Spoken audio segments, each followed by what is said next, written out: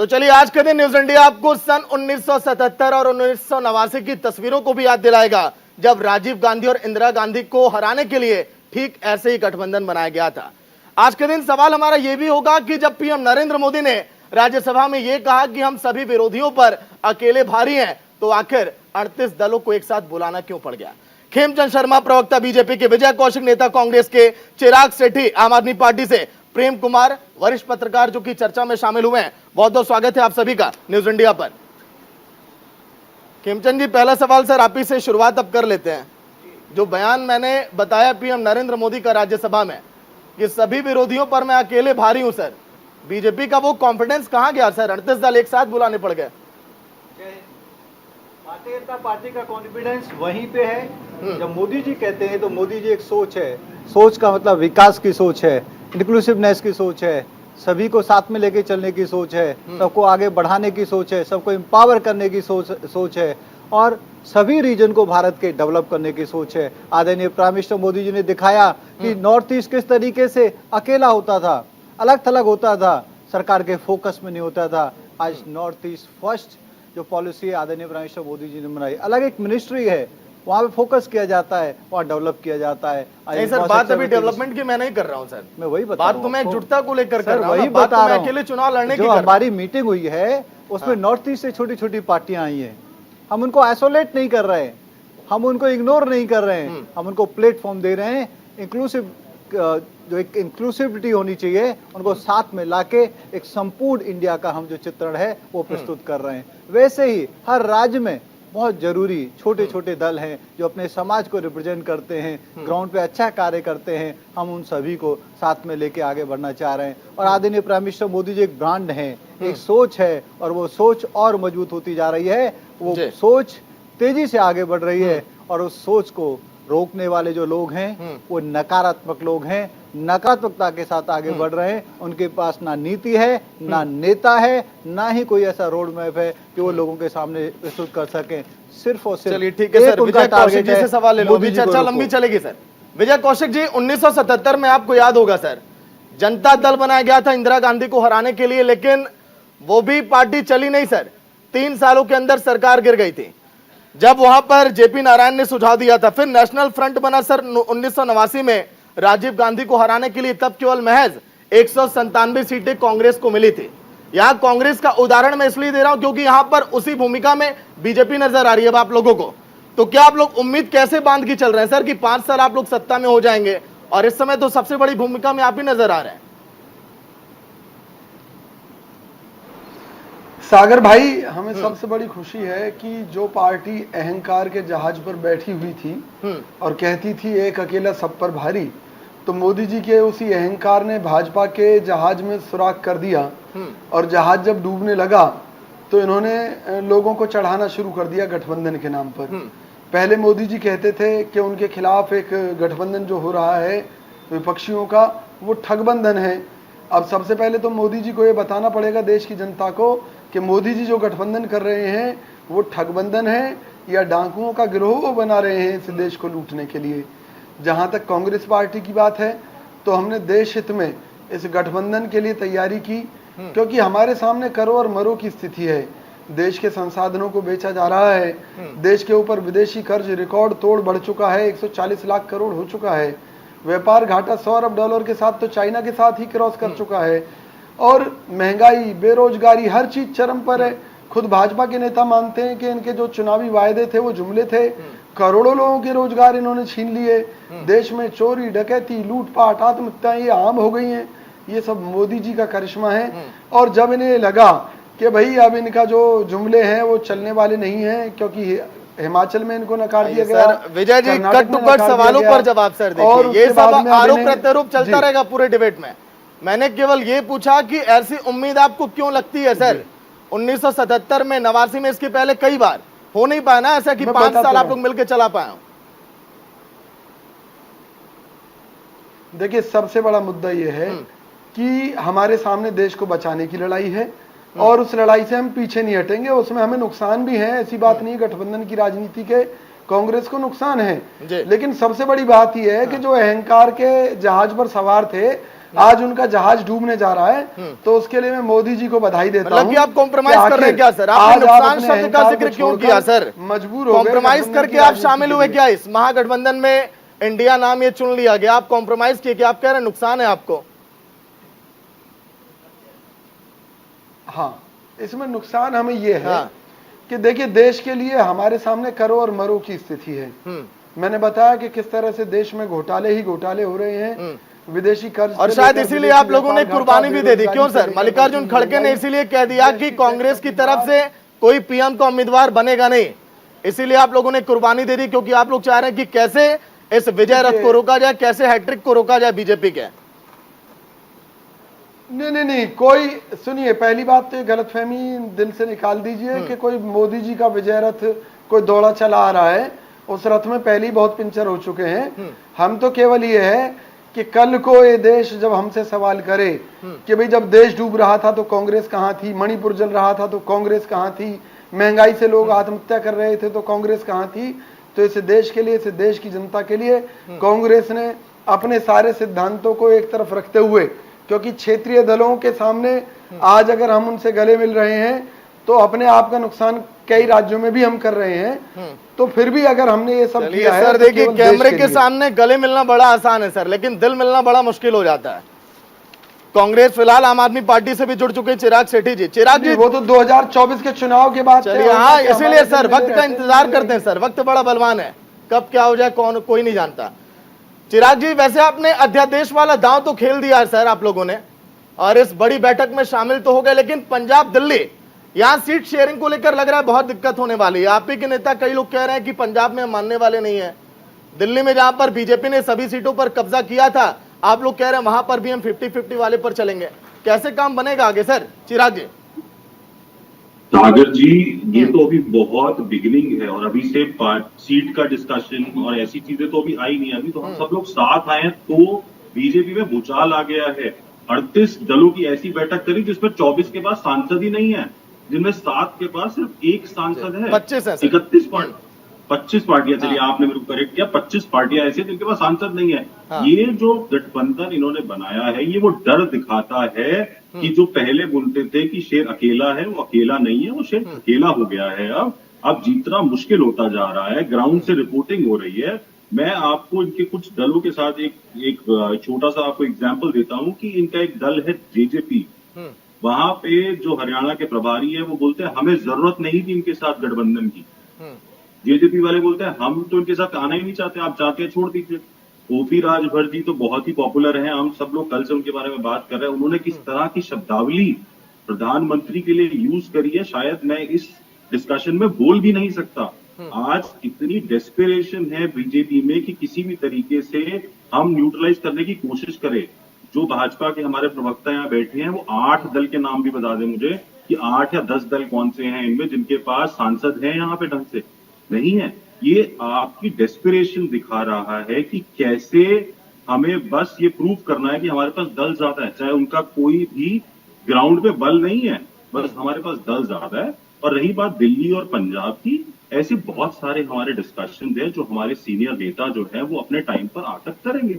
आज एक इंडिया का नाम आया है, आज एक ओवरऑल हमने एक कंक्लूसिव एक एसोसिएशन बनाई है, एक ऑपोजिशन की यूनिटी बनी है, जिसने आज बात करी है कि जो संघीय ढांचे को खराब किया जा रहा है, ऑर्डिनेंस लाकर एक एलजी को या गवर्नर को बिठाकर इंटरफेयर किया जा रहा है स्टेट गवर्नमेंट्स के साथ, आज उसको कैसे बचाया जा सकता है। तमिलनाडु में देखिए क्या हो रहा है, दिल्ली में देखिए क्या हो रहा है, पंजाब में देखिए, पंजाब में 3 या 4 दिन पहले की घटना है कि गुरबानी जो टेलीकास्ट होनी चाहिए फ्री, एक हमारी धरोहर है पंजाब की जो हम चाहते हैं पूरे विश्व में जाए, वो एक पार्टी के पास है, वो एक उनका जो चैनल है उसके पास है। गवर्नर उस पेपर पे साइन नहीं कर रहे थे। सोचिए, ये तो बहुत एक न्यूट्रल स्टैंड है कि हम चाहते हैं कि हमारी चीजें जो हैं वो सारे विश्व में जाए। तो अगर गवर्नर अगर इस तरह से कंट्रोल करेंगे सर, तो इसी के लिए तो आप लोग मेहनत कर रहे हैं ना सर, कि आप लोग की आवाज अब पहुंचे, आप जनता की आवाज अब उठाएं। प्रेम कुमार जी वरिष्ठ पत्रकार है सर, एक बार उनका भी परिचय करवा दूं। प्रेम जी, तीनों पार्टियों के लोगों से सवाल लेने के बाद आपके पास इसीलिए आ रहा हूं ताकि आप अब मिली जुली राय रखें लोग कहना क्या चाह रहे हैं। आपको क्या लग रहा है सर, कितनी सफल अब इंडिया होने वाली है जिसको अब कल के दिन नाम दिया गया, और इधर एनडीए देखिए 38 दल, 38 वर्सेस 26 की लड़ाई है, मजबूत आपको कौन अभी दिखाई दे रहा है? देखिए सागर जी, इसको सीधे मजबूत और कमजोर के रूप में नहीं देखना चाहिए। अनहोनी क्या हुई है, खबर क्या है, किस बात को लेकर के किसी भी पक्ष में बेचैनी है? क्या 38 दल बीजेपी के साथ इकट्ठा हुए तो इसको लेकर विपक्ष में कोई बेचैनी है? और क्या 26 दल विपक्ष में इकट्ठा हुए तो इसको लेकर बीजेपी में बेचैनी है? यही दो प्रश्न अगर कर लिए जाएं तो इसका जो उत्तर मिलेगा उससे पता चल जाता है कि सियासी हवा किस तरफ बह रही है। देखिए 2019 में बीजेपी के साथ में एनडीए में 21 सदस्य थे, 21 मेंबर थे, और सबसे कम 2004 में 13 मेंबर थे एनडीए में, और आज 38 मेंबर हैं, जिनमें से 25 आपने भी बताया कि 25 के पास तो लोकसभा सांसद ही नहीं है। बिल्कुल। इसका मतलब यह है कि जो 21 दल एनडीए में थे बीजेपी के साथ, उसमें से सिर्फ 13 के पास ही सांसद रह गए, 8 दल तो एनडीए में रह करके सांसद विहीन हो गए। ये सच्चाई है। दूसरी तरफ ये भी बात है कि एलजेपी को 2 गिना जा रहा है एनडीए में। भाई शिवसेना तोड़ करके 1 गिना गया है, एनसीपी तोड़ करके 1 गिना गया है, ये भी एक फैक्टर है। लेकिन राजनीति का सच भी है, ऐसा नहीं है कि ये हुआ है तब तो ऐसा हुआ है। दूसरी बात है कि ये माना जा रहा था कि विपक्ष इकट्ठा हो ही नहीं सकता, उनमें इतने स्वार्थ हैं, इतनी अहंकार हैं, इतने टकराव हैं, लेकिन विपक्ष इकट्ठा हो गया और कांग्रेस ने कह दिया कि हमें प्रधानमंत्री पद नहीं चाहिए।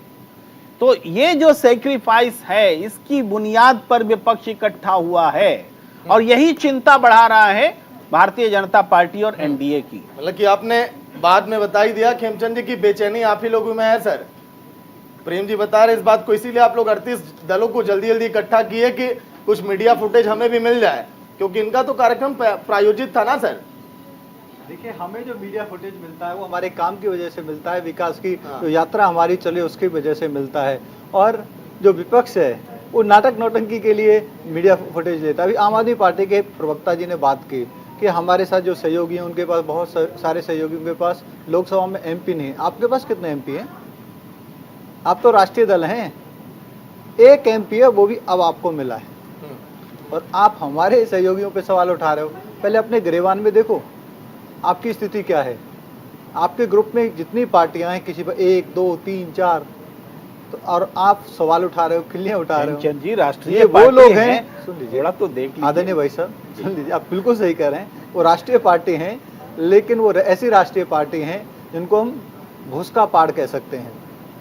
हल्की सी हवा में वो पूरा तार तार हो जाएगा, क्योंकि इनका कोई आधार नहीं है। ये पोटरी भर भर के कांग्रेस के खिलाफ सबूत रखते थे, और कांग्रेस के खिलाफ चिल्ला चिल्ला के इन्होंने अपनी राजनीति खड़ी की, अपनी पार्टी खड़ी की। आज उन्हीं की गोद में बैठे हैं। कैसे लोगों के सामने खेमचंद जी देखिए, आप लोग कैसे ये तो बोलेंगे? जान रहे हैं ना, कैसे बताएंगे? नुकसान देखिए आप लोग को हो रहा है सर। जेडीयू की बात करें तो 16 लोकसभा सीटें जीत कर आप लोगों को दी थी। बता रहा हूँ, जेडीयू के नाम पे शिवसेना ने आपको 18 सीटें जीत कर दी थी सर 2019 में। अकाली दल ने आपको 2 सीटें दी। ये पार्टी आपसे अलग हो गई है सर। आपको बता रहा हूँ, हाँ, जेडीयू और जो आप बात कर रहे हैं शिवसेना की, यूनाइटेड शिवसेना जी, यूनाइटेड शिवसेना की, दोनों जगह शिवसेना तो हमारे साथ है, और जेडीयू की आप स्थिति 2014 में देखिए कितनी सीट उन्होंने जीती थी। ये सीटें उनको आदरणीय प्राइम मिनिस्टर मोदी जी के नाम पे मिली, ना कि नीतीश के नाम पे। जब मोदी जी का नाम हट जाएगा, जेडीयू अपनी जो उनकी पुरानी स्थिति है उससे भी बदतर स्थिति में पहुंच जाएगी। आदरणीय प्राइम मिनिस्टर मोदी जी के नाम पे, और बीजेपी ने जो वहां पे कंप्रोमाइज किया था कि वे ओवरऑल हमें बिहार को डेवलप रखना है, बिहार को आगे ले जाना है। हम बड़ी पार्टी थे, फिर भी हमने नीतीश जी को बनाया, लेकिन नीतीश जी तो पीएम बनना चाहते हैं, उनका तो एक अलग ही एजेंडा है। बिहार उनको सबक सिखाएगा। सागर भाई, उपचुनाव हुए हैं उसमें भी सबक आप लोग सिखाएगा। इसी गुरूर में और रहते हैं आज सर। ये गुरूर नहीं है, यूपी का भी नुकसान आप एक्सेप्ट आप नहीं करेंगे फिर। बिल्कुल गुरूर नहीं है, मैं आपको बता रहा हूँ। और मैं इन्होंने 5-6 दलों का नाम बताया, मैं 8-9 दल बता सकता हूँ जिनकी स्थिति ऐसी है, जो सो कॉल जो इंडिया इन्होंने ग्रुप बनाया है उससे बेटर है। अब एक बात बताइए, अगर कोई ब्रांड अच्छा हो, अगर कोई ब्रांड मार्केट में चल रहा हो, तो उसकी रिब्रांडिंग होती है क्या? बिल्कुल नहीं होती। जो यूपीए पिट गया, घिस गया, भ्रष्टाचार का एक पर्यायवाची बन गया, इसीलिए उसको हटा के अब इंडिया नाम रख दिया। अब लोग कह रहे हैं ये भारत वर्सेस इंडिया है। भारत देखिए, के बारे शुरू में मैंने मोदी जो जी सोच 2 रहे ईयर का हैं देखिए और इंडिया मैंने जिक्र किया था 1977 और 89 का। आपको पता है कि सफलता मिली थी सर उन 2 चुनावों में, बिल्कुल मिली थी। जब जनता दल उस और समय जब फ्रंट जब आपने- बनाया गया। आपने 77 की बात की, हाँ उस समय किस तरीके से कांग्रेस ने देश का दोहन किया। इंदिरा जी की उस समय डिक्टेटरशिप चलती थी, उसके खिलाफ इलेक्शन हुआ। फिर आप 89 की बात करते हैं, राजीव गांधी ने महाभयंकर उस समय घोटाले किए, उनकी पार्टी से ही अलग होके वहां पे बड़े बड़े नेता बाहर गए सागर भाई, और सभी लोग ग्रुप हुए। आज बोलिए, स्थिति विजय जी ऐसी बोलिए, है कि कोई भी आदरणीय प्राइम मिनिस्टर मोदी जी पे उंगली तक नहीं उठाता, और उंगली उठाता है, गलत बयान ही करता है तो उसको कोर्ट से फटकार भी मिलती है, माफी भी मांगनी पड़ती है, और राहुल गांधी उसका साक्षात उदाहरण है। और अब केजरीवाल ने भी बार बार माफी तस्वीरों को तो मांगी इस समय है देख रहा हमारे है नेताओं से, एक से नहीं 77 और कई 89 नेताओं से वाली माफी तस्वीरों मांगी को है। विपक्ष अब देख रहा है उसी नजरिए नहीं, से। इससे क्या बिल्कुल मोदी जी नहीं, की लूट, उस समय विपक्ष में वो ऐसे छोटे नेता छोटे थे क्या जो जवाब दे नेता रहे? देश का नेतृत्व कर सकते थे, जिनकी समाज में इज्जत थी, जिनको समाज चाहता था। सागर भाई, आज विपक्ष में वो नेता हैं जो फेल्ड हैं, महाभ्रष्टाचारी हैं, जनता को लूटने वाले हैं, और उनकी एक ढेले की इज्जत नहीं है। बोलिए विजय जी बोलिए। सारे भ्रष्टाचारी इकट्ठा हो गए और कल के दिन पीएम नरेंद्र मोदी ने आप ही लोगों पर तंज भी मारा सर कि खाता न वही जो परिवार का है वही सही, आप ही लोगों को ही बोल रहे थे। देखिए, सबसे पहली चीज तो यह है कि मोदी जी कहते हैं 70 साल इस देश में कुछ नहीं हुआ, भ्रष्टाचारी और चोरों का शासन रहा, तो उसमें अटल बिहारी वाजपेयी का भी शासन शामिल रहा, कौशिक साहब, और 65 मोदी साल, सरकार के भी कई 65 साल साल बोलते हैं वो। कई वर्षों का शासन भी इन 70 सालों में। अभी अटल अब जी आप का 65 कभी पर नहीं आ गए, बोला और 70 नहीं साल का मैं बोलेंगे। दिखा दूं अटल तो जी मोदी ने जी के कहते शुरुआत हुए की और उसी कौन को से आगे चुल्लू बढ़ाया पानी है। में डूब मरोगे। अटल जी के बारे में अरे कभी नहीं 70 कहा। साल का हिसाब लगाया बीच कभी मत करो, आपने? 65 साल बीच बोला है में मत कांग्रेस बोलिए, का। अपनी नहीं, आप बारी में गलत बात बयान नहीं रख करें, लेना। आप बोलिए, लेकिन पहली आप बात, अटल जी के नाम अरे छोड़िए, पे 70 आप साल, गलत बयानी 70 नहीं साल करिए। आप वो कहते हैं। हमारे पूजनीय हैं, ये तो हमारे सागर जी आदरणीय बता हैं, देंगे। हमारे खैर, आइडल हैं। छोड़िए।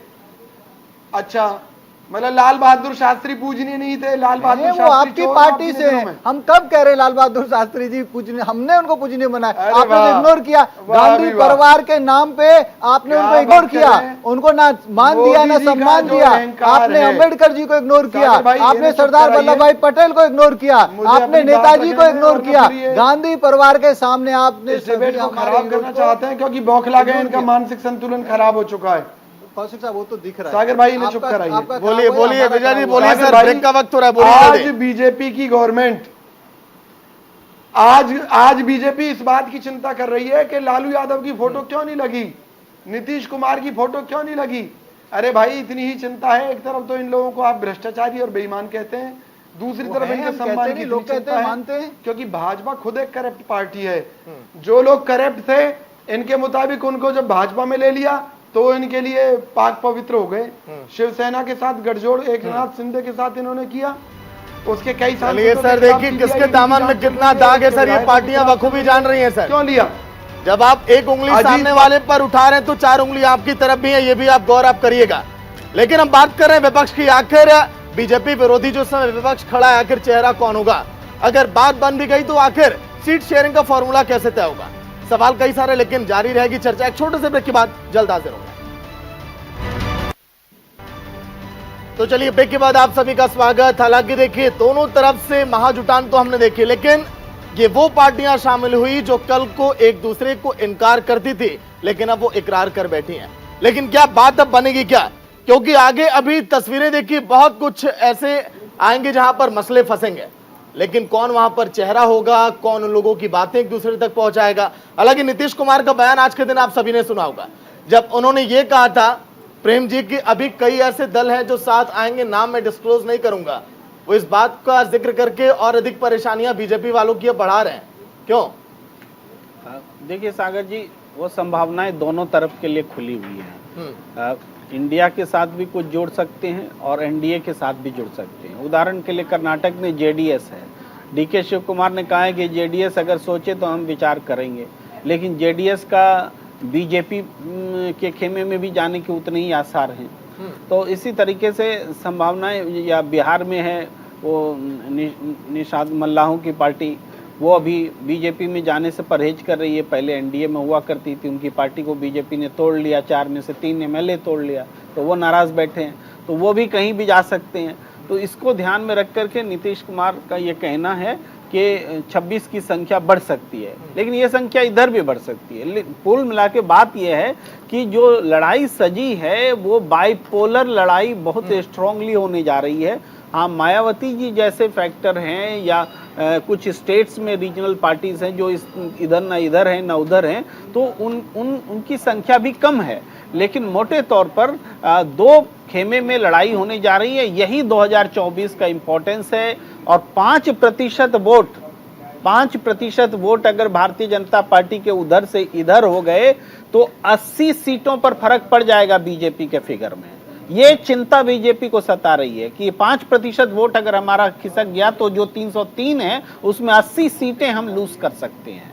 तो इसलिए यह लड़ाई बहुत ही दिलचस्प होने वाली है। ठीक है चिराग जी, देखिए अध्यादेश वाले फैसले पर जब आप लोगों ने कहा कि कांग्रेस हमारे साथ खड़ी होगी क्या, तो देखिए यहां पर तो बात बन गई, लेकिन आगे ऐसा नहीं लग रहा है कि अभी कई सारी शर्तों आपको अब मानना होगा उनको, क्योंकि दिल्ली, पंजाब, गुजरात ऐसे तमाम राज्य हैं जहां पर आप लोगों ने बेहतर प्रदर्शन किया है। अब आने वाले समय में सीट शेयरिंग के समय यही चीजें आप लोग के सामने रखी जाएंगी, तो आप लोग को नहीं झुकना पड़ेगा, ऐसा नहीं लगता है? सागर जी, पहले मैं हमारे भाजपा से जो मित्र हैं उनको एक जवाब दे दूं कि ये 10 साल में जो पार्टी ने 2 राज्यों में सरकार बनाई है और हमारे जो एमपीज हैं, आपका भाजपा का जब रैली आया था ना, 2 सीट आई थी 1989 में, पूरा सिमट गए थे, उससे तो बहुत अच्छा परफॉर्मेंस है और सबसे फास्टेस्ट ग्रोइंग पार्टी में आता है हमारा नाम। ऐसे नहीं है, आपको कितने साल लगे थे एक राज्य में सरकार बनाने के लिए और हमने कितना जल्दी किया है वो तो सरकार हमें पता चल गया है। कितनी सीट आपको मिली थी हमारे अगेंस्ट में दिल्ली में, कितनी सीट मिली है पंजाब में, तो आपको जनता ने जवाब दे दिया है। रही बात सागर जी आपके क्वेश्चन की, तो मैं आपको फिर यही बात बोलूंगा कि हमारे जो शीर्ष नेतृत्व है, जब इसकी मीटिंग होगी ऑपोजिशन की, उसमें डिसाइड किया जाएगा कि क्या कौन सी सीट पे क्या कौन लड़ेगा। और ये भी बहुत ही प्रीमेच्योर होगा कहना कि कितनी सीट किसको मिलने वाली है, दिल्ली में क्या होगा, पंजाब में क्या होगा। देखिए, जो भी होगा वो इस देश की भलाई के लिए होगा, जो भी होगा जनता के हित में होगा, जनता के लिए होगा, किसी 2 बिजनेस फैमिलीज के लिए नहीं होगा, 2 बड़े ग्रुप्स के लिए नहीं होगा कि सारा कुछ जो फायदा उठा के 2 ग्रुप्स को दे दिया जाए, कोई रिपोर्ट आए उसको आप इग्नोर कर दीजिए, ऐसा नहीं है। जो भी हमारा ये अलायंस हुआ है, जो इंडिया हम बोल रहे हैं, हम बोल रहे हैं लोगों के हित की बात। तो चाहे दिल्ली हो, चाहे पंजाब हो, चाहे गोवा हो, यहाँ पर बैठकर एक डिस्कशन होगा। और ये आज एक सिर्फ हम सब लोग साथ आए हैं, अभी इस पे बहुत सारे और डिस्कशन है जो आगे आने वाले समय में, आपने खुद बोला भी 300 दिन है, और अभी ये बहुत प्री मेच्योर होगा ये बोलना कि दिल्ली में ये होगा या पंजाब में ये होगा या गुजरात में ये होगा या गोवा में ये होगा। वो जैसे जैसे समय आएगा वो आपको डिटेल्स हम शेयर करते हैं। सवाल तो सर पैदा होंगे ना सर, पॉलिटिकल एक्सपर्ट और तमाम हमारे जो एनालिसिस करने वाले लोग हैं वो ये कह रहे हैं सर बात वहां फंसेगी, वहां से खटास उत्पन्न हो सकती है सर। सर वो तो 38 दलों में भी फंसेगी। क्या बीजेपी की लिस्ट बाहर आ गई है कितनी सीट किसको मिल रही है? देखिए, ये अभी सिर्फ एक प्राइमरी अलायंस है जो सब लोग साथ आए हैं ऑपोजिशन के। सब लोगों ने एक पहल की है, नीतीश जी के यहाँ पहली पहल थी, कांग्रेस ने दूसरी पहल करी है। आज आपको पता है कि प्रधानमंत्री का कोई चेहरा नहीं है, कांग्रेस ने भी बोला हम प्रधानमंत्री का चेहरा नहीं देंगे, और सबने अपने अपने एक व्यू को रखा है। अभी बिहार से न्यूज आई, सुशील मोदी जी कुछ कह रहे हैं कि नीतीश जी कुछ नहीं है। नीतीश जी ने खुद आके कैमरा पे बोला है, ललन जी ने खुद आके बोला है कि ऐसा कुछ नहीं है, हमारा भी इक्वल कॉन्ट्रीब्यूशन है उस पूरे इंडिया के मूवमेंट में। तो ऐसा कैसे बोल सकते हैं आप? ये तो देखिए फिर अफवाह फैलाने वाली बात है कि हम कुछ भी बोल देंगे और लोग मान लेंगे, ऐसा नहीं है। ये जो अलायंस आया है ऑपोजिशन का, इससे डेफिनेटली एक भूचाल आ गया है भाजपा में। और ये डेस्पिरेशन जो 38 जो 2014 से आज तक मीटिंग नहीं हुई, वो सडनली मीटिंग कैसे हो गई? आप मुझे बस इतना बता दीजिए। 2014 से आज तक एनडीए की मीटिंग नहीं हुई, तो आज एकदम से कैसे 38 दलों से एकदम से बात होगी? तो बोला मैंने सर कि आप लोगों को जवाब देने के लिए किया ऐसा एनडीए ने। बिल्कुल सर, और उसमें भी ऐसे दल हैं जिनसे कभी कुछ बात होती है, जिनसे कभी कुछ बात होती है। मतलब आप, अगर आपने भी सुने ओपी राजभर जी का बयान, अगर आप चला दीजिए, सोचिए उस वोटर के लिए कितना दुखद होगा जब ओपी राजभर जी की पार्टी के आदमी को वोट देना पड़ेगा, जिसने प्रधानमंत्री, एक प्रधानमंत्री देश का होता है, वो किसी पार्टी का प्रधान नहीं है, वो एक देश का प्रधान है, उसके लिए कितने अपशब्द कहे थे। ठीक है, सोचिए। अच्छा, विजय कौशिक जी, आलाकमान की तरफ से कहा गया कि अब अगली बैठक अब महाराष्ट्र में सर, पहले शिमला में होना था, फिर बेंगलुरु में शिफ्ट किया गया, लेकिन अब अगला कदम, अगला पड़ाव महाराष्ट्र क्यों सर? कोई खास वजह तो होगी इसकी? देखिए, महाराष्ट्र में कांग्रेस आज सही मायने में तो विपक्ष में अकेली पार्टी मजबूती से खड़ी हुई है, और निश्चित तौर पर महाराष्ट्र में जो वहाँ का माहौल बन रहा है मोदी जी की मेहरबानी के कारण, क्योंकि मोदी जी ने जिस तरह से दूसरी पार्टी के नेताओं के साथ खरीद फरोख्त करके CBI-ED का डर दिखाकर उन्हें अपनी तरफ मिलाया है, उससे जो जनता भाजपा की नीतियों से, उनके कारनामों से नफरत करती है, वो सब कांग्रेस के साथ आ रही है। कांग्रेस को इसका सबसे बड़ा फायदा मिला है महाराष्ट्र के अंदर, भाजपा के काले कारनामों का फायदा कांग्रेस पार्टी को मिल रहा है। तो इसलिए हमने वहीं पर कि हम इन्हें ये दिखाना चाहते हैं कि आप कितने ही जुल्म कर लो, ऐसा क्यों और आपको लग रहा है आपके सर जुल्मों कि के आप अभी बावजूद फायदे में क्षेत्रीय महाराष्ट्र दल में? कांग्रेस के साथ एकजुट हैं। नहीं, हम फायदे में हैं, बताइए कैसे फायदे में नहीं है। आप एक चीज देखिए भाई, बीजेपी अब विधानसभा चुनाव में क्या कहकर जाएगी। भाई जिन अजीत पवार पर कई हजार करोड़ के घोटाले लगाते थे, आज वो इनका हिस्सा है। शिवसेना के जिन सांसदों विधायकों पर ये भ्रष्ट होने के, करप्ट होने के, जिनके खिलाफ CBI-ED की जांचें चला रखी हैं, ये दुनिया भर के आरोप भ्रष्टाचार के लगाते थे, आज वो सब बीजेपी के साथ हैं। खुद बीजेपी के जो करप्ट नेता हैं, जो तमाम तरह के घोटाले महाराष्ट्र में कर रहे हैं, और जब दूसरी पार्टियां कमजोर क्षेत्रीय दल हो रहे हैं, तो निश्चित तौर पर वहां जो लोगों की उम्मीदें हैं वो राष्ट्रीय पार्टी के तौर पर कांग्रेस से हैं। कांग्रेस की पहले भी सरकार महाराष्ट्र के, देखिए मेन वजह मैं बता रहा हूँ, मेन वजह ये भी है कि महाराष्ट्र में हुए उपचुनाव में बीजेपी को हार मिली, और इसी वजह से एकनाथ शिंदे की छवि भी थोड़ी धूमिल हुई है बीजेपी आलाकमान की नजर में। शायद इसीलिए विपक्ष का कॉन्फिडेंस वहां पर और भी ज्यादा बढ़ रहा है। खेमचंद जी, 38 दल देखिए एक साथ अगर आ रहे हैं, यही तो कह रहा हूँ ना कि अब लोग इन्हें नकार रहे हैं। खेमचंद जी देखिए, खेमचंद जी अगर 25 दलों को अगर आप साथ अगर लाए, और अगर 25 दल के पास एक भी सांसद नहीं है, तो किस उम्मीद के साथ? देखिए मैं यूपी की बात कर रहा हूं, जहां पर आपने देखा कि हाँ आपको ओपी राजभर फायदा पहुंचा सकते हैं, चिराग पासवान, मांझी जी, और उधर उपेंद्र कुशवाहा डैमेज को रोक सकते हैं बिहार के अंदर, इसी तरह से झारखंड में भी। और लेकिन अन्य जो राज्य सर, वहां पर कैसे इसे रोकेंगे सर? एकजुटता को आपने वहां पर साधने के लिए तैयारी तो कर ली है, और बाकी जगह पे क्या करेंगे? देखिए हमारे साथ जितने भी सहयोगी आए हैं वो भारतीय जनता पार्टी को कॉम्प्लीमेंट करते हैं, वो भारतीय जनता पार्टी के साथ अपने एक बड़े समाज के वर्ग को जोड़ते हैं, और हम लोग प्रॉपर आप कैसे रियल इंटीग्रेशन को हम लोग शो कर रहे हैं। हमने छोटे छोटे दल, एक छोटे छोटे समाज को जिनको इग्नोर किया गया, आइसोलेट किया गया, जिनको दबाया गया, हमने उनको सहारा दिया है, एम्पावर किया है, उनकी हैंड होल्डिंग की है। आदरणीय प्राइम मिनिस्टर मोदी जी ने उनके एरिया का, उनके समाज का विकास किया है, और जितनी भी परेशानियां थी सीधा संवाद करके उन तक पहुंचने का काम किया है।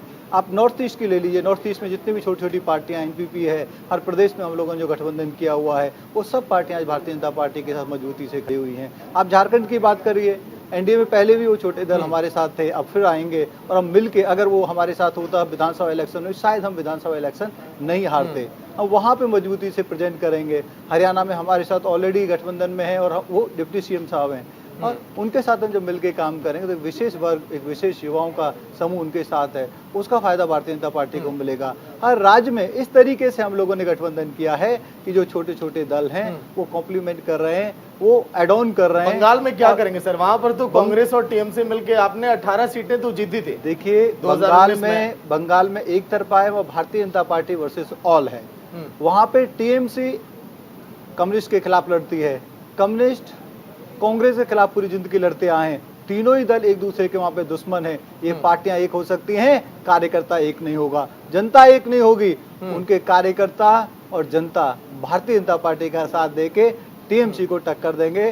कांग्रेस और वहां पे जो कम्युनिस्ट का जो जाल फैला हुआ है, जिसकी वजह से बंगाल बर्बाद हो रहा है, उसको खत्म करेंगे, और 18 की जगह हम कम से कम 28 से 30। चलिए ठीक है, प्रेम जी से बिहार पर बात कर लेते हैं। प्रेम जी, बिहार में 40 देखिए लोकसभा सीटें हैं, लेकिन अगर महागठबंधन के वोट शेयर को अगर मिला दिया जाए तो ये पहुंच जाता है लगभग 45 के करीब, यानी कि 44.87।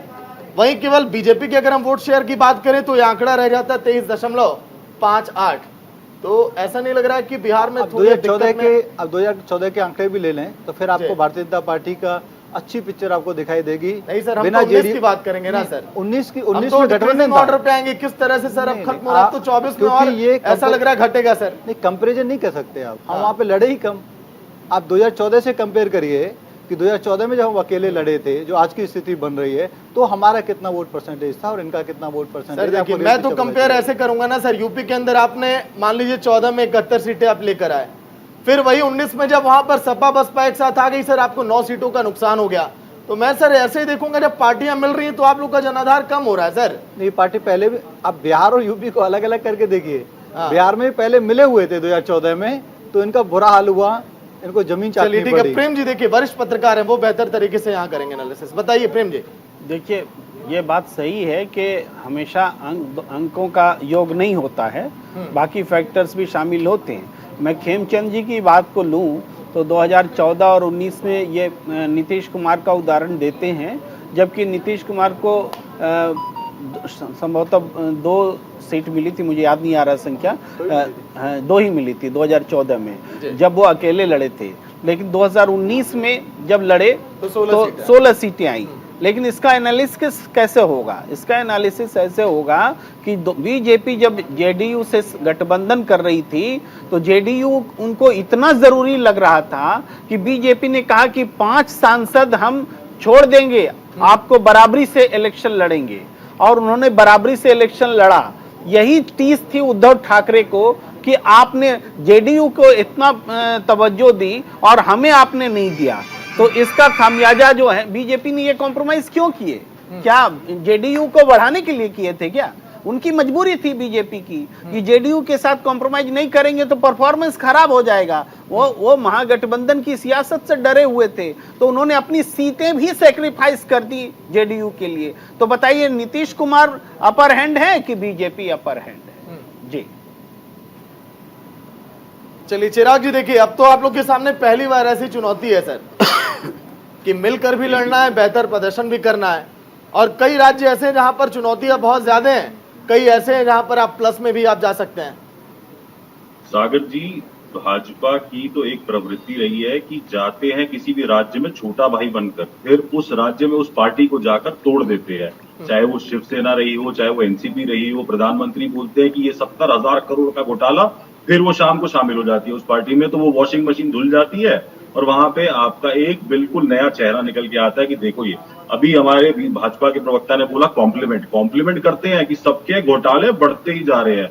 तो भी 38 नहीं, 38 प्लस ईडी प्लस सीबीआई का डर, ये सारी चीजों को, जो हमारा पूरा का पूरा एक डेमोक्रेसी का स्ट्रक्चर है, ये उसको पूरे को ब्रेक डाउन करने के लिए तैयार बैठे हैं कि कुछ भी करें, जोड़ तोड़ की राजनीति। आपको मैं एक बहुत ही अच्छा एग्जाम्पल देता हूँ महाराष्ट्र में देवेंद्र फडणवीस ने पिछले टर्म में, अब ये जो चल रही है अभी 5 साल की सरकार, उसमें हर रोल प्ले कर दिया है। वो सीएम भी रह चुके हैं, वो डिप्टी सीएम भी है, वो लीडर ऑफ ऑपोजिशन भी बन चुके हैं, अब उनके पास कोई पोर्टफोलियो नहीं है। तो जी एक ही टर्म में देवेंद्र फडणवीस जी ने सारे रोल एक्सपीरियंस कर लिए। तो आपको इससे समझ में आ रहा होगा कि कितनी डेस्पिरेशन है कि कुछ भी करना है सरकार बनाने के लिए। और ये आखिरी में लोगों को समझ में आ रहा है कि आपको वोट किसको दिया था, आपने पार्टी में जोड़ तोड़ करके किसी तरीके से सरकार बना ली। कर्नाटका ने दिखा दिया इनको कि आप जोड़ तोड़ करके सरकार तो बना सकते हैं, बट आप जीत नहीं सकते हैं। वहां पर लोगों का काम बोलता है। आपने क्या किया है? कहां गई वो 2 करोड़ नौकरियां? कहां गए आप जो कहते थे कि पेट्रोल इतने रुपए लीटर मिल जाएगा? कहां गया? आज 300 रुपए किलो अगर टमाटर मिल रहा है तो कहां पे है सरकार? मणिपुर में आग लगती है, नॉर्थ ईस्ट करता है, मणिपुर में आग लगी हुई है आज भी, और प्रधानमंत्री फ्रांस चले जाते हैं। तो ये है हमारी पॉलिसीज। क्या हम ये बात कर रहे हैं कि हम इस चीज को आगे ले जाने की बातें कर रहे हैं? तो कहीं भी आप देखिए, हर जगह ये ऑपोजिशन जो मुद्दे उठा रहा है, ये बिल्कुल सच है। ठीक है विजय जी, आ रहा हूं मैं आपके पास। से 2-3 सवाल ले लूं आम आदमी पार्टी से। बोलिए। आपके 2 राज्यों में सरकार है, पंजाब टमाटर उगाने के लिए जाना जाता है, किसी प्रधान प्रदेश है, आपने कितना भंडारण किया? क्यों वहां पे रेट बढ़ गया? देख रहे हैं ना खेमचंद जी? नहीं, सुन लीजिए प्लीज, सुन लीजिए। पूरा पंजाब नहीं डूबा हुआ है, पूरा पंजाब नहीं डूबा हुआ है। कितना भंडारण किया, कितना कंट्रोल किया? दिल्ली में कितना भंडारण किया? दिल्ली में भी आपकी सरकार है, क्यों कंट्रोल नहीं किया? क्या आपकी कोई जिम्मेदारी नहीं है? दिल्ली क्यों डूबी? दिल्ली में नाले क्यों नहीं साफ हुए? दिल्ली में क्यों नालों का पानी बैक हुआ? यमुना जी में भी नहीं जा रहा था, क्योंकि आपने वहां पे बेसिक सफाई भी नहीं की। क्यों गाद नहीं हटाई? क्यों आपने सफाई नहीं की? आपने क्या किया? आप सुन लो पहले, आप ये बताइए, इसका उत्तर दीजिए, आपने क्या किया? और दूसरा, आपने अपने सारे सिद्धांतों को तिलांजलि दी। आप डेमोक्रेसी की बात करते हो, छोटा सा नहीं, जवाब आप कहाँ गए आपके दीजिए, एलजी? डेमोक्रेसी का मतलब क्या जब होता है आप कि जो जितने संविधान लोग बेंच से हमारे बोला साथ प्रारंभ कि में थे लॉ एंड ऑर्डर, वो लोग पुलिस और भी लैंड साथ में छोड़ के आगे इसके चलेंगे, अलावा उनके आप साथ कुछ में हम नहीं सत्ता कंट्रोल का करेंगे। भागीदारी तो करेंगे। सर्विसेज का ऑर्डिनेंस आज क्यों आया, आपने जितने क्यों लाना फाउंडर पड़ा आपको मेंबर थे सर्विसेज सारे का कहाँ ऑर्डिनेंस गए, रातों रात? सारे कहाँ गए? सर्विसेज एक का व्यक्ति ऑर्डिनेंस क्यों लाना पड़ा डिक्टेटरशिप रातों रात? क्यों लेके छुप आम के आदमी वार किया? पार्टी में क्यों नहीं छुट्टी मारे सुप्रीम बैठा कोर्ट की है, बात सुनी? वो कन्वेनर जो भी है, सुप्रीम वो कोर्ट ने सीएम भी व्याख्या है, की, वो आइए सर, पंजाब देखिए चला रहा है। देखिए क्यों? टॉपिक से क्यों? आप लोग भटक गए, हमारा सर वक्त कम है। आइए खेमचंद जी, विजय जी देखिए, सन 2023 के विधानसभा चुनाव की अगर बात करें तो हमने देखा जेडीएस ने कितना बेहतर काम किया, आप लोगों ने कितना किया, लेकिन यही तस्वीरें अगर 24 के चुनाव में आप आइए, जेडीएस को आप लोग मना नहीं पाए। अगर बीजेपी अगर साथ अगर चली गई तो वहां पर तो देखिए नुकसान होने की संभावना है, इसको कैसे रोकेंगे विजय जी? सागर जी देखिए, कांग्रेस को फायदे की स्थिति है क्योंकि हम अपने दम पर बहुत से राज्यों में अब फिर से सरकार बनाने जा रहे हैं। उनमें राजस्थान है, मध्य प्रदेश है, छत्तीसगढ़ है। तो इस तरह देश भर में हमारी पोजीशन धीरे धीरे और बेहतर की तरफ बढ़ रही है। उसका सबसे बड़ा कारण ये है कि ये जो सरकार है जिसने 100 स्मार्ट सिटी बनाकर देने का वादा किया था, लाखों करोड़ के घोटाले उसके नाम पर कर दिए, एक भी स्मार्ट सिटी नहीं बनी। इन्होंने अपने सांसदों को कहा था कि एक एक गांव गोद लेना है, उनमें विकास कार्य कराने हैं, लाखों करोड़ रुपए खा गए और उन गांवों की भ्रूण हत्या हो गई। सारे गांव जरा जरा सी बारिश में डूबे पड़े हैं, विकास के नाम पर वहां का विनाश हो गया है। तो मोदी सरकार अब तक हिसाब से 18 करोड़ लोगों को नौकरी दे देनी चाहिए थी, लेकिन 18 करोड़ रिकॉर्ड तोड़ इन्होंने बेरोजगार लोगों को किया है। तो निश्चित तौर पर देश बर्बादी की तरफ है। इनकी इन्हीं जो हरकतें हैं उनके चलते लोगों में इनके खिलाफ रोष बढ़ रहा है। और निश्चित तौर पर जैसे बीजेपी के ऊपर इंडिया हमेशा भारी पड़ा है। क्यों? क्योंकि ये हमेशा देश विरोधी, जनता विरोधी काम करते हैं। इन्होंने अटल बिहारी जी के समय में नारा दिया था इंडिया शाइनिंग, और इंडिया ने इनको चौपट करके रख दिया। इसी तरीके से अब इंडिया बना है और ये जो हमारा गठबंधन है, ये इंडिया गठबंधन इनको जो है इस देश की राजनीति से बाहर का रास्ता दिखा देगा। और निश्चित तौर पर देश को बचाने के लिए आज कांग्रेस देश की जरूरत है, जिसके लिए कांग्रेस पार्टी किसी भी कुर्बानी से पीछे नहीं हट रही। और निश्चित तौर पर हम देश को बचाने में सक्षम होंगे। इस देश को बिकने से बचाने में जरूर हम सक्षम रहेंगे और बचा पाएंगे इस देश को। चलिए खेमचंद जी देखिए, आत्मविश्वास बढ़ गया है विपक्ष का। 26 दल अगर एक साथ मिले तो अब इन लोग को उम्मीद है कि अब हमारे दिल भी मिल गए और हम भी एक साथ अब मिल गए, और इसीलिए कहा जा रहा है कि पटकनी आपको देंगे और मुश्किल तो होगी सर थोड़ी बहुत, बेशक आप लोग जीत जाए। देखिए, यहाँ पे हमारी बात नहीं है, व्यक्ति की बात नहीं है, यहाँ डेवलपमेंट की बात है, यहाँ देश की बात है, यहाँ पे विकास की बात है, यहाँ पे फ्यूचर की बात है। हमारे पास रोड मैप है, हमने करके दिखाया है 9 साल से। जो हमारा जो पीरियड था, पहले 6 साल आदि अटल जी की सरकार में दिखाया था, और ट्रैक रिकॉर्ड है। हर क्षेत्र में हम लोगों ने बहुत तेजी से विकास किया, बहुत तेजी से काम किया। जो 57-58 साल कांग्रेस का एक शासनकाल था उसमें नहीं हुआ, उससे 3 गुना, 4 गुना, 5 गुना, 10 गुना स्पीड से हम लोगों ने काम किया है। दूसरी तरफ कोई नीति नहीं है, कोई रोड मैप नहीं है, कोई नेता नहीं है, सिर्फ इकट्ठे हो गए और इकट्ठे होकर मोदी जी को रोकना चाह रहे हैं। तो देश की जनता जानती है, जो रोकने वाले लोग हैं वो देश को आगे नहीं ले जा सकते। या इंडिया की बात करते हैं, जरा आप एक विदेशों बात में तो बता जाके उस दीजिए, एक एरिया भी को स्मार्ट डिफेंड सिटी का नाम करते बता हैं। आइए और सर उसी देखिए, काउंटर कौन करने का सी वक्त कम है सर, 1 मिनट है बस। मोबिलाइज मैं प्रेम जी के पास जा रहा हूँ सर। और बदनाम देखिए आप लोगों ने अपना काम कर दिया सर, अब तो जनता तय करेगी। प्रेम जी देखिए, लाखों करोड़ कहाँ चले गए? ठीक है प्रेम जी, ठीक है विजय जी, विजय जी प्रेम जी, अब आम जनता अपना माइंड सेटअप कैसे बनाएगी? कौशिक थोड़ा पढ़ लें आप। ठीक है खेमचंद जी, प्रेम जी अब आम जनता अपना माइंड सेटअप कैसे बनाएगी? विपक्ष की तरफ जाना है, पक्ष की तरफ जाना है? कर इकोनॉमी की बात कर देखिए, रहे हैं आप। दो तरह की बातें स्पष्ट रूप से हैं, पैनल में भी हैं। खेमचंद जी का दावा है कि वो विकास के कार्य करके उन्होंने दिखाया है, हाँ, और विपक्ष इस बात को लेकर सामने आ रहा है कि विकास के बजाय हम कर्ज में डूबे हैं, हमारी स्थिति खराब हुई है। तो ये दो परसेप्शन, जनता की को जीने की सहूलियतें बढ़ी हैं या घटी हैं, जनता ने बेचैनी महसूस की है या राहत महसूस की है, इसको दोनों को समझाने की लड़ाई अब होगी। अब 2 ध्रुवीय राजनीति दिख रही है, अपोजिशन एकजुट हुआ है, तो सत्ता के लिए ये मुश्किल होगा कि अपनी बात, अपने खिलाफ जो नैरेटिव है उसको कैसे काटे। सत्ताधारी दल के लिए उसने भी कोशिश की है 38 दलों को जुटाने की, लेकिन हाँ, सांसद विहीन चलिए ठीक है सर, यही तो अब आम जनता तय करेगी कि आखिर इंडिया की तरफ जाना है या फिर एनडीए की तरफ। शुक्रिया प्रेम जी आपका, विजय जी आपका, खेमचंद जी आपका, चिराग जी आपका चर्चा में शामिल होने के लिए। तो कल तक जिन दलों के रास्ते अलग हुआ करते थे, अब वो रास्ते अब एक हो चले हैं। हाँ, लेकिन सबकी मंजिल एक, सबका मकसद एक, सन 2024 का लोकसभा चुनाव और विजय का पताका लहराना। लेकिन एनडीए वर्सेस इंडिया की लड़ाई में आखिर किसका पलड़ा भारी होगा, कौन कैसी रणनीतियां तय करेगा और अगले 300 दिनों में और क्या क्या हलचल होगी, सब कुछ आपको बताएंगे। लेकिन अभी फिलहाल इतना ही। देखते रहिए न्यूज़ इंडिया। नमस्कार।